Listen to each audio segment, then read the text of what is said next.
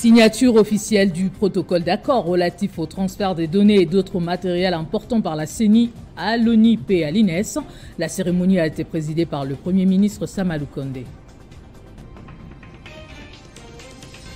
Nous allons également prendre des réactions des Kinois après majoration du prix de carburant qui dérange à Kinshasa. C'est suite à la signature de l'arrêté du vice-premier ministre de l'économie.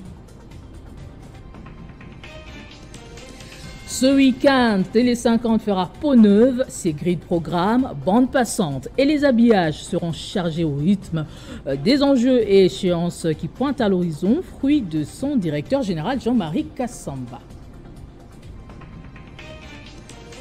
Au Soudan, l'émissaire de l'ONU, l'Allemand Volker Perthes, a été déclaré jeudi persona non grata par le gouvernement du pays, annonce faite par le ministère des Affaires étrangères.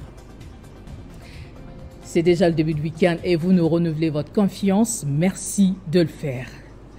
Perquisition des maisons de Moïse Katumbi et Salomon Kalonda. Le parti Ensemble pour la République monte au créneau et dénonce un harcèlement politique de son président sur fond d'une série d'agissements innommables et des procédures cavalières et irrégularités du régime et des services, d'après une déclaration lue par son secrétaire général.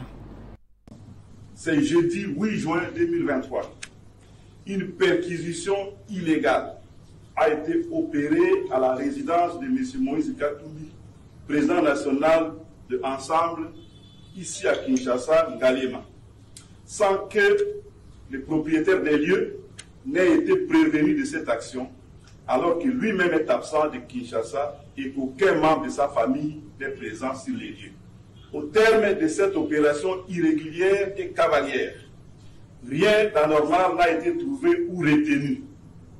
Les PV dressés à la main par les visiteurs comportaient des vides entre les paragraphes qui ont mis la puce à l'oreille de la personne trouvée dans le voisinage et qu'on a pressé de signer. Faute de garantie d'obtenir une copie par devers elle, cette personne n'a pas signé.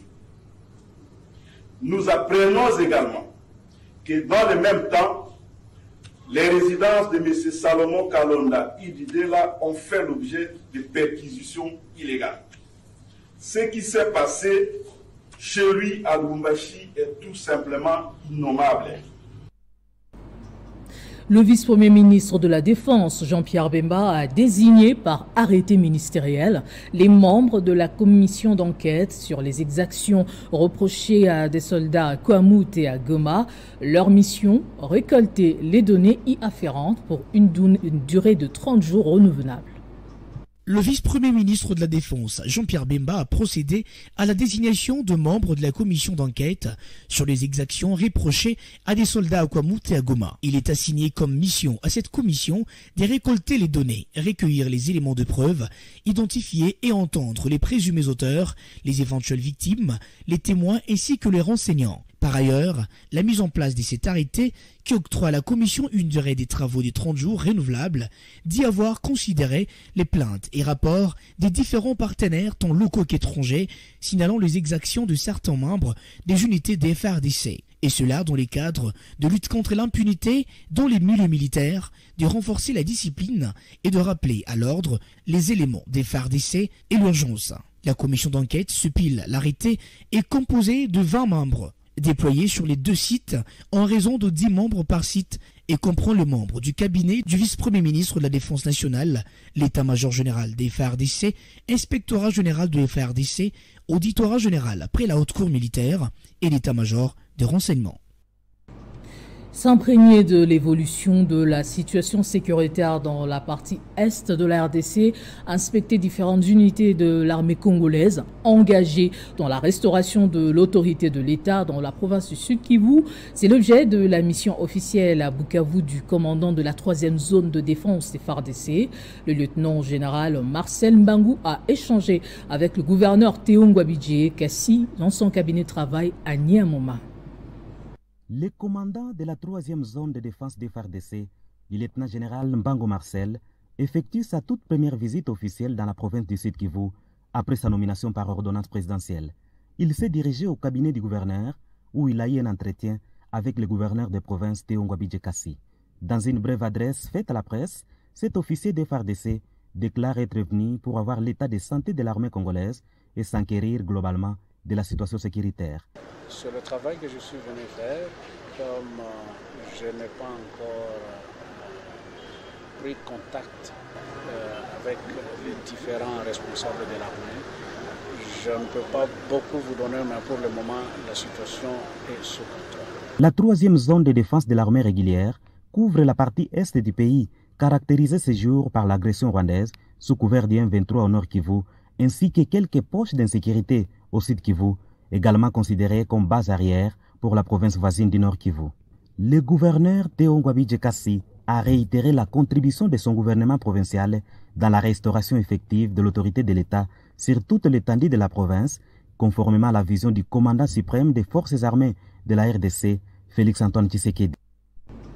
Au Sénat, la plénière tenue jeudi sous la présidence de Modeste Batilou-Kwebo a permis à 3 ministres du gouvernement de défiler tour à tour devant les élus de la Chambre haute pour répondre à la question orale avec débat du sénateur Denis Kambaï Chimbumbu, chacun dans le secteur le concernant.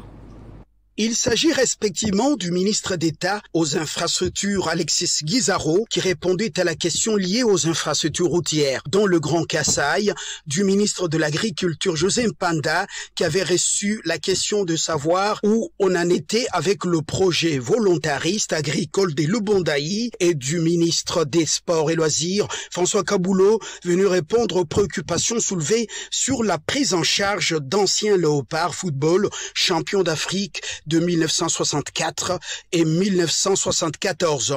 Les 3 membres du gouvernement ont chacun à son tour éclairé la lanterne des élus en répondant aux questions devant la plénière de la Chambre haute du Parlement. Satisfait dans l'ensemble des réponses fournies par chaque ministre, le sénateur Denis Kambaï, auteur de ces 3 questions, a remercié le bureau du Sénat pour la concrétisation de cet exercice parlementaire. La route numéro 1, dans cette tronçon compris entre Kamosha, Kananga et Mbujimaï, des réponses ont été claires et le ministre en charge de l'agriculture nous a convaincus sur la problématique de projet volontariste des Lubondaï. Dans le jour qui viennent, il mettra en place une commission d'audit de ce qui s'est passé à Lubondaï et des perspectives d'avenir. Le grand plaisir, c'était par rapport au ministre des Sports qui a rassuré la population de l'espace du Grand Kasaï et de Kasaï central en particulier en ce qui concerne la construction de stade Nda et Moulamba en face de l'Epro dans la commune de Katoka, mais aussi sur les dossiers de ceux qui m'entourent, que vous voyez ici, tous ces anciens léopards champions Cannes 68-74. Il faut aussi noter que lors de cette plénière, le Sénat a ajouté le projet de loi relatif à la répartition des sièges au calendrier de la session ordinaire en cours. L'examen de cette importante matière aura lieu à la prochaine plénière. Depuis jeudi dernier, le vice-premier ministre de l'économie Vital Kamerhe a signé un arrêté fixant les nouveaux prix de carburant à la pompe dans la zone ouest de la capitale. L'on observe une majoration qui dérange à Kinshasa. Nos reporters ont rencontré quelques Kinois mécontents ce vendredi dans les rues. Regardez. Je trouve que si le ministre a signé un arrêté pour la hausse du carburant, moi je trouve en tant que chauffeur, je trouve que c'est très bizarre. Parce que avec nous, quand nous pouvons venir d'abord à la station pour mettre le carburant, et puis quand nous sortons de la rue, nous allons trouver qu'il y a des gens qui nous parlent à cause de la hausse. Parce que ça nous demande aussi de faire aussi augmenter notre prix de transport. Alors, il y aura les agents de transport en route qui peuvent d'abord commencer à nous déranger. Alors, avec ça, ce qu'il a fait, moi je trouve que ce n'est pas normal. Il faut que le ministre revoie d'abord ce qu'il a fait. S'il revoit ça peut un peu avancer un peu de choses. Ce que je peux dire aussi, aujourd'hui nous voyons que le taux du carburant est en train de monter. Premièrement, le taux de dollar est tellement plus élevé. C'est pourquoi je vois aussi le carburant aujourd'hui, ça fait que monter le prix du carburant n'est pas fixe. Premièrement, le carburant, on payait ça, c'était à 1950 francs, mais le carburant fait que monter. Et quand à notre tour, nous arrivons aussi de faire monter le prix et taxer aussi le prix qui est un peu plus élevé, ça fait que compliquer la population. Les taux du carburant est tellement le plus élevé, c'est là aussi doit faire une carence à la population. Signature officielle du protocole d'accord relatif au transfert des données et d'autres matériels importants par la CENI à l'Office national d'identification de la population et à l'Institut national de la statistique. Cet accord, paraphé par le président de la CENI, Denis Kadima, et Stanislas Kenza de l'ONIP, ouvre la voie à la délivrance des cartes d'identité nationale au Congolais. La cérémonie a été présidée par le Premier ministre Sama Lukonde. Alternative pour un Congo nouveau, c'est le nom d'une plateforme commune qui réunit plus de 10 sociétés civiles de la République démocratique du Congo. Objectif, lutter pour les élections crédibles et transparentes en RDC. Ils étaient plus de 10 sociétés civiles de la République démocratique du Congo réunies dans la salle CEPAS pour la sortie officielle d'une plateforme commune dénommée Alternance pour un Congo nouveau. Cette structure, qui a pour coordonnateur Patient Bachombe, a pour objectif œuvrer pour les bonnes élections crédibles et transparentes en RDC. Outre la question des élections, plusieurs autres sujets liés au quotidien des Congolais a été abordé au cours de cette rencontre des sociétés civiles. La CN a pris la décision de s'engager pour proposer une offre politique alternative élaborée avec les citoyens dont les solutions concrètes et réalisables doivent permettre de résoudre les véritables problèmes. Certains d'entre nous, pour ne pas parler de moi personnellement, pour avoir dirigé la société civile au Sud Kivu, pour avoir dirigé le cadre de concertation nationale de la société civile, pour avoir cerné les vrais maux qui rongent notre société, nous nous sommes mis ensemble pour dire à la population qu'il y a encore une réserve, qu'il y a encore un espoir, et l'espoir, c'est cette dynamique que nous sommes en train de mettre en place. Ces membres de la société civile promettent de mettre les sociales des Congolais au centre de leurs actions. Et puis dans une déclaration lue aujourd'hui, diverses communautés réunies au sein de la structure dénommée Patriotes congolais adressent leurs inquiétudes au représentant spécial du secrétaire des Nations Unies pendant cette période préélectorale. Ils dénoncent la discrimination et exigent la paix, la cohésion, l'unité et l'harmonie dans le pays, particulièrement ici à Kinshasa. Nous, membres de diverses communautés swahiliphones, Bangala, Baluba, Nekongo, habitants dans la ville de Kinshasa, adressons vivement nos inquiétudes au représentant spécial du secrétaire général des Nations Unies. Pendant cette période électorale, nous voulons l'unité, la paix, l'harmonie, la cohésion dans notre pays, particulièrement dans la ville de Kinshasa. Nous sommes très inquiets du climat politique actuel. Nous constatons la division qui entend règne au sein des différentes communautés ethniques, fragilisant ainsi la cohésion nationale. Nous constatons la discrimination qui prend le dessus sur les différentes communautés. Nous sommes très inquiets de la xénophobie, du tribalisme qui divise de plus en plus la force de la population. Nous constatons des arrestations arbitraires, acharnements et règlements de comptes sur le leadership politique avec conséquence l'affrontement sanglant entre les militants à travers le pays. Nous demandons aux Nations Unies d'ici de s'efforcer pour que le pays ne plonge pas dans les chaos, mais surtout concilier les peuples congolais. Ainsi, toute la population congolaise vous dit merci.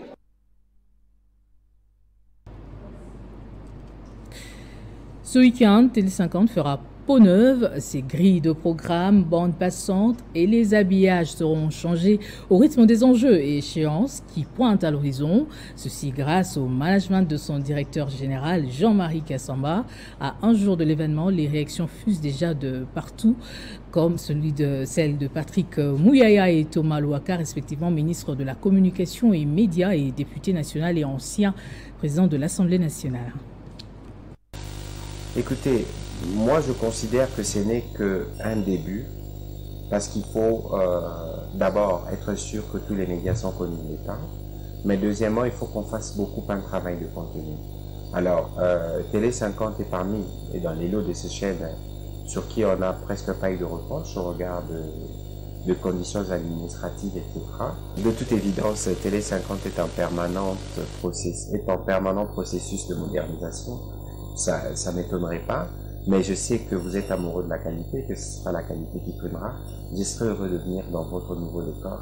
Comme ça, on va encore nous refaire un petit pugilat comme d'habitude. Témoignage sur Télé 50. Quand je regarde Télé 50, ça me rappelle toujours ce conseil que l'un de mes professeurs m'avait donné quand je faisais mes études à Paris. Ce professeur français m'avait dit ceci: lorsque vous faites un travail de qualité, ça finit par se voir, ça finit par se faire savoir. Et j'ai vu les débuts de Télé 50.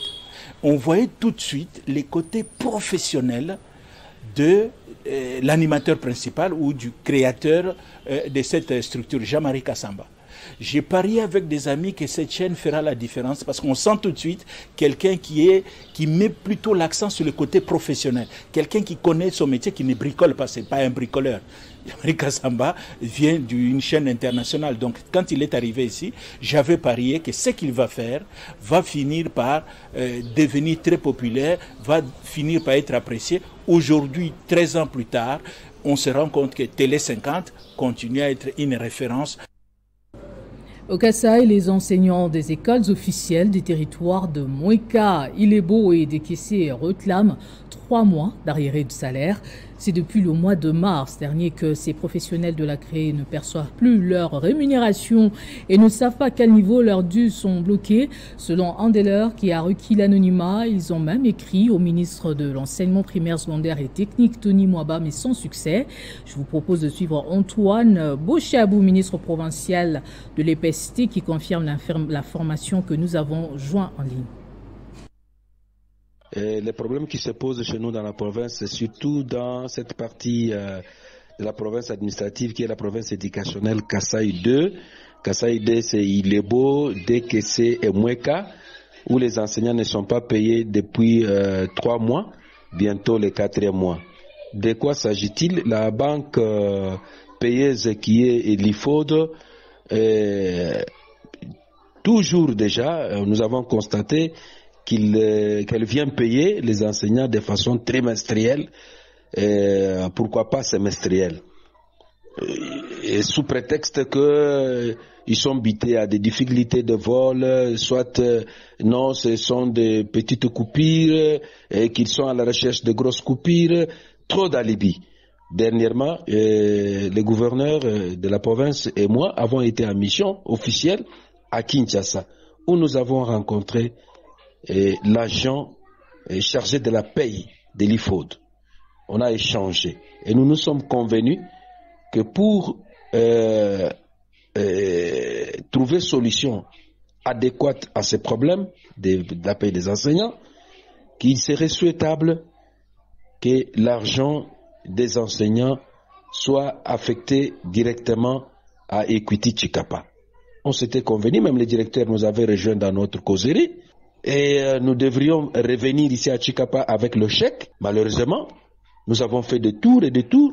Finalement, les messieurs ont fermé les téléphones jusqu'à ce jour. Et même à partir de Chikapa, les gouverneurs et moi nous appelons, ils ne décrochent pas. Alors nous trouvons que c'est la mauvaise foi, ou nous l'accusons carrément qu'ils ont détourné l'argent de la paye des enseignants de la province éducationnelle Kasaï 2. Ainsi, nous demandons au gouvernement central, plus particulièrement au ministre des tutelles, professeur Tony Mwaba, de s'impliquer pour que les enseignants de cette partie de la République puissent être réhabilités dans leurs droits, qu'ils soient payés régulièrement, mensuellement, comme tous les anciens de la République démocratique du Congo.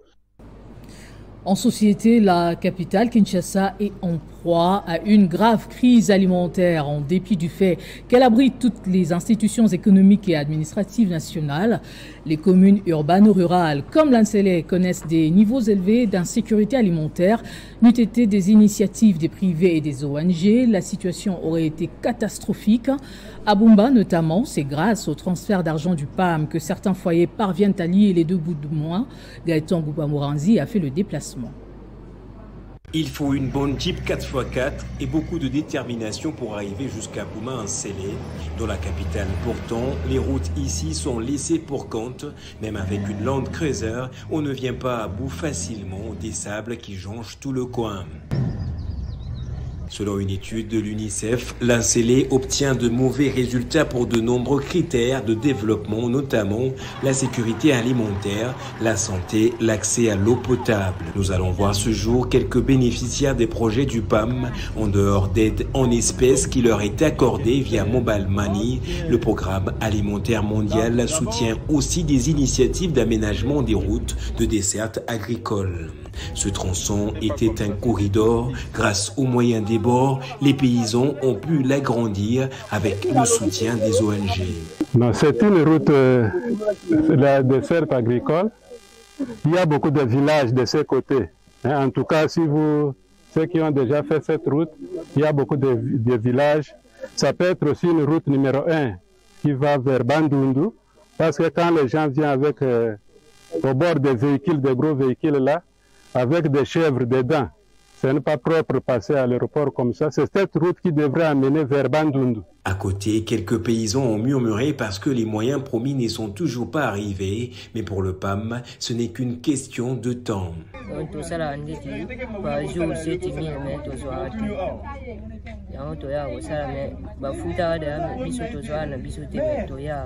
Grâce à l'aide ponctuelle que lui donnent ces ONG, Madame Riffine, que nous avons suivie, elle, a pu scolariser et commencer à entreprendre quelque peu. Par rapport à ndé boso tozalaki ko vivre wana lisungi na noyete vraiment tozalaki na problème penza grave po bana bando tanga te pe tozalaki na difficulté makasi koloko soki boloni pondu lelo me bokobuka ngo siko teti ko bima bakoni bozoteka ba 200 300 vraiment tozalaki na difficulté makasi. Le gouvernement est bien évidemment représenté dans ces projets, mais ne débourse quasiment rien du tout. Les ONG internationales sont ici une vraie bouée de sauvetage. Il y a environ 15% de la population de la commune de l'Ansele qui se retrouve dans une situation de crise de sécurité alimentaire et ils ont vraiment un besoin d'aide, d'assistance alimentaire. Le projet aide le gouvernement de la RDC dans ses tentatives de développement. Malgré cela, il reste encore beaucoup à faire pour sortir cette partie de Kinshasa de la grande précarité.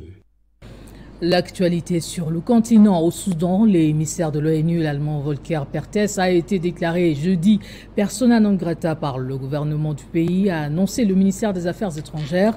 Par ailleurs, le chef de l'armée soudanaise, le général Abdel Fattah, avait réclamé le limogeage de Perthes, l'accusant d'être responsable de la guerre qui éclate entre ses forces et celles des paramilitaires du général Mohamed Daglo.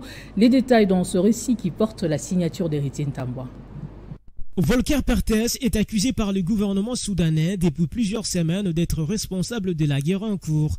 La décision est entrée en vigueur hier jeudi, a annoncé le ministère des Affaires étrangères de ces pays au moment où Volker Perthes s'est trouvé jeudi à Addis Abeba en Éthiopie pour une série d'entretiens diplomatiques, avait annoncé plus tôt l'ONU sur Twitter. Dans une lettre adressée à l'ONU, le général Boran avait notamment accusé Volker Perthes d'avoir dissimulé dans ses rapports la situation explosive à Khartoum avant les déclenchements des hostilités. Sans ces mensonges, le général Daglo n'aurait pas lancé ses opérations militaires, a-t-il soutenu. Créé en juin 2020 pour soutenir la transition démocratique au Soudan après la chute l'année précédente d'Omar El-Béchir, la MINUSTAH avait depuis été renouvelée chaque année pour 1 an. Depuis plusieurs mois, des milliers de personnes soutenant l'armée et les islamistes avaient manifesté contre Volker Perthes et les ingérences étrangères supposées. À ces jours, la guerre au Soudan a fait plus de 1800 morts selon l'organisation ACLED spécialisée dans la collecte d'informations dans les zones des conflits. Près de 2 millions de personnes ont quitté leur foyer selon l'ONU qui estime que 25 des 45 millions d'habitants du pays, des gens l'un des plus pauvres du monde, avaient besoin d'aide humanitaire.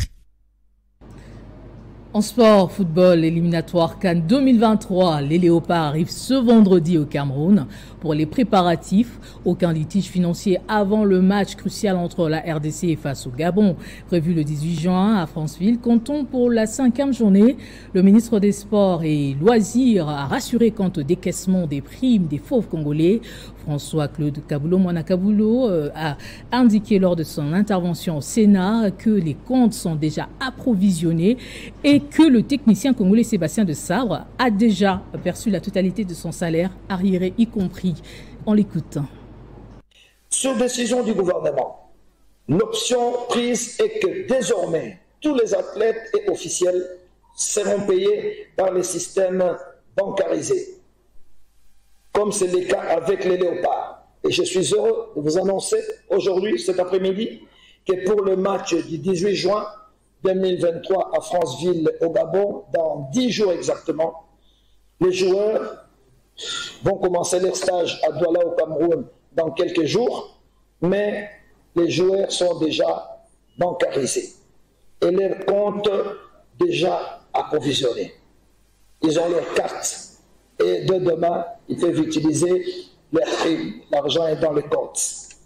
Je signale également que le coach de notre équipe nationale, Sébastien Dessabre, a reçu hier son SWIFT et le retard de paiement de son salaire est réglé. Toutes les conditions sont prises pour que nos Léopards puissent bien se défendre et chercher, dans la mesure du possible, d'arracher la qualification. Certes, le départ était complètement raté, on avait mal commencé, c'est rond-point sur 6. Dieu merci, petit à petit, on est en train de se rattraper et croisons tous les doigts ici pour que les Léopards s'imposent au Gabon, que nous puissions revenir dans la cause de la qualification. Place au rappel des titres. Signature officielle du protocole d'accord relatif au transfert des données et d'autres matériels importants par la CENI à l'ONIP et à l'INES. La cérémonie a été présidée par le Premier ministre Samalou Kondé. Nous avons également parlé du mécontentement des Kinois suite à la majoration du prix du carburant dans la partie ouest de Kinshasa, suite à la signature de l'arrêté du vice-premier ministre de l'économie. Ce week-end, Télé 50 fera peau neuve, ses grilles de programme, bande passante et les habillages seront changés au rythme des enjeux et échéances qui pointent à l'horizon, fruit de son directeur général Jean-Marie Kassamba. Et au Soudan, l'émissaire de l'ONU, l'Allemand Volker Perthes, a été déclaré jeudi persona non grata par le gouvernement de ce pays, annonce faite par le ministère des Affaires étrangères. Restez avec nous pour la revue de presse.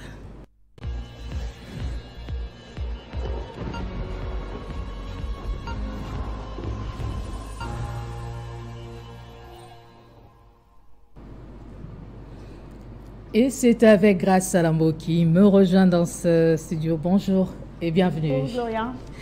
Élections et perquisitions, ces deux sujets font la une des journaux parus ce vendredi. Tout à fait Gloria, et s'agissant des élections, le journal La Prospérité titre « Convocation du corps électoral et appel à la candidature le 25 juin, la CENI confirme le rendez-vous ». Le rédacteur de cet article note que les états-majors des partis politiques, aussi bien de l'Union sacrée que de l'opposition, sont appelés à compulser les dossiers des candidats à engager dans la course aux législatives nationales et provinciales. Et le confrère souligne que c'est au mois de septembre prochain que les candidats à la magistrature suprême vont déposer leur candidature. Et au journal de s'interroger qui sont prêts à répondre à ce rendez-vous, quels sont les partis, plateformes ou regroupements politiques qui s'y préparent sérieusement.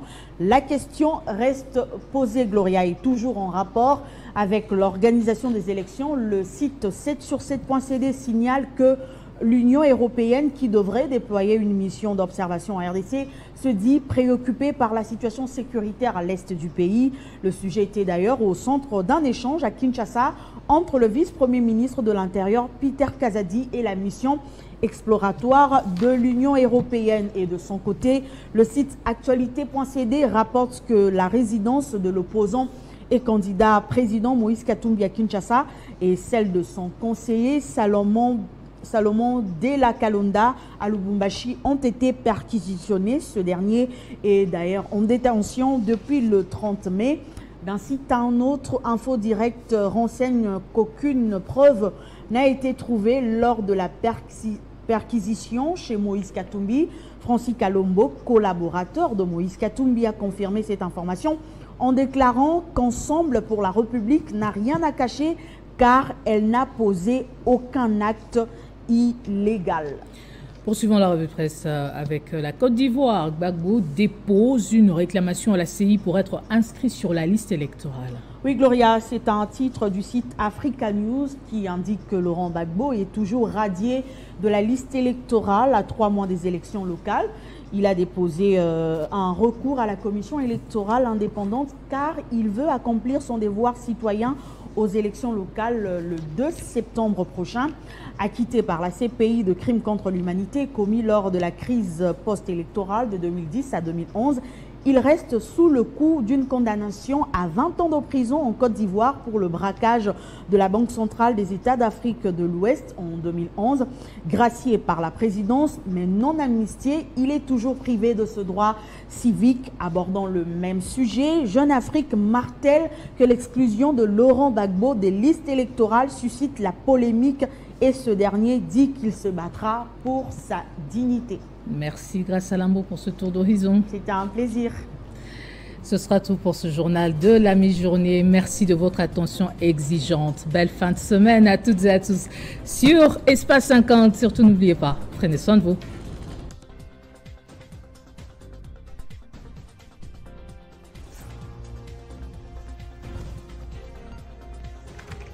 L'actualité reste incontinue.